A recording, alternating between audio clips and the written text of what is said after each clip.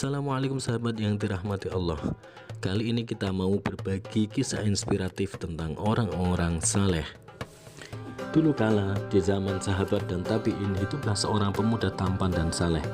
Pemuda tersebut sedang berjalan di pinggiran kota Kufah, Irak. Terdapat sungai yang jernih dan menyejukkan di sana. Seorang pemuda saleh bernama Sabit bin Ibrahim pergi menuntut ilmu. Di tengah perjalanan dia kehausan dan singgah di pinggiran sungai yang airnya sangat jernih. Karena kehausan itulah dia mengambil air dan meminumnya. Tidak berapa lama Sabit melihat ada buah apel yang terbawa arus sungai. Pemuda itu pun mengambilnya lalu memakannya. Setelah memakan sedikit apel itu, dia pun beristighfar. Astagfirullah. Pemuda itu pun merasa bersalah karena memakan apel milik orang lain tanpa minta izin. Sabit pun memutuskan menunda perjalanannya menuntut ilmu dan memilih pergi mencari sang pemilik apel dengan menyusuri bantaran sungai.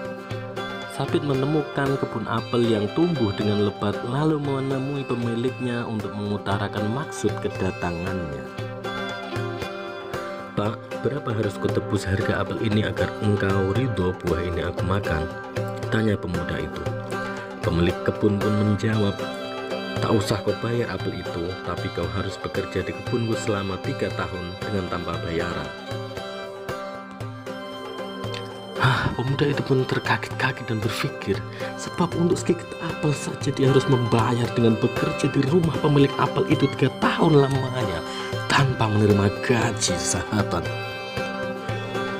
Namun hanya itu satu-satunya pilihan yang harus diambilnya agar bapak itu mau meridhoi apelnya. Akhirnya pemuda itu pun bekerja di kebun sang pemilik apel tanpa dibayar. Hari berganti hari dan tahun pun berlalu.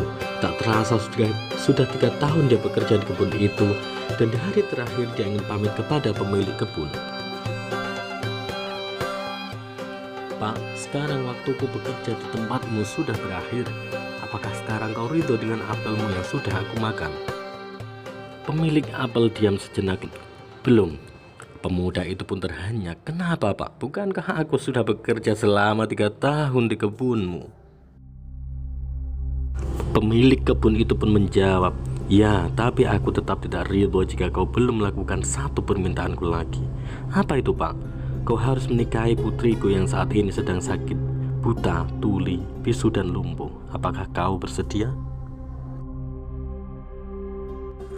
Sabit pun kembali kaget dan berpikir bagaimana mungkin dia akan menikahi gadis yang tidak pernah dikenalnya.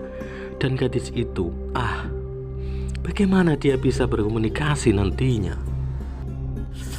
Tapi pemuda itu ingat kembali dengan sedikit apel yang telah dia makan, dan dia pun menyetujui untuk menikah dengan anak pemilik kebun apel itu untuk mencari ridhonya.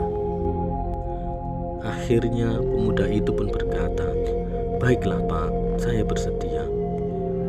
Segera pernikahan pun dilaksanakan. Setelah ijab kabul selesai, sang pemuda itu pun masuk ke kamar pengantin dan dia mengucapkan salam. "Assalamualaikum." Waalaikumsalam. Wah, betapa kagetnya dia ketika dia mendengar salamnya dibalas dari dalam kamarnya. Seketika itu pun dia lantas berlari mencari sang ayah mertua dan menanyakan, "Ayah, siapakah yang ada di dalam kamar pengantinku? Kenapa aku tidak menemukan istriku?" Bapak pemilik apel itu pun tersenyum dan menjawab, "Masuklah, nak, itu kamarmu dan yang di dalam sana adalah istrimu." Dengan kebingungan pemuda itu pun bertanya kembali, "Tapi ayah, bukankah istriku buta, tuli, tapi kenapa dia bisa mendengar salamku?" Mertuanya pun tersenyum lagi dan menjelaskan, "Ya, memang dia buta dari segala hal yang dilarang oleh Allah. Dia tuli dari segala hal yang tidak pantas didengarnya dan dilarang oleh Allah. Dia memang bisu dari hal yang sifatnya sia-sia dan dilarang oleh Allah.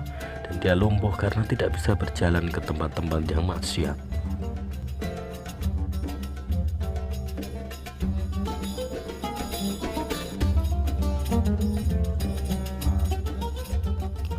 Akhirnya Sabit pun teramatlah bahagia mendapatkan seorang istri solihah dan wanita yang memelihara dirinya. Dengan penuh syukur dia berkata tentang istrinya, ketika kulihat wajahnya, subhanallah, dia bagaikan bulan purnama di malam yang gelap.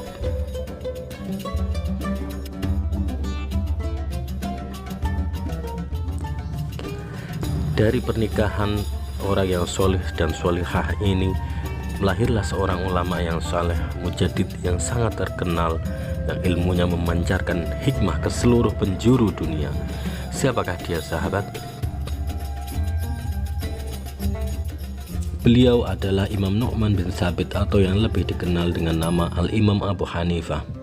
Bersama istrinya yang solihah, Tsabit mendidik putranya menjadi salah satu imam besar dari 4 madhab.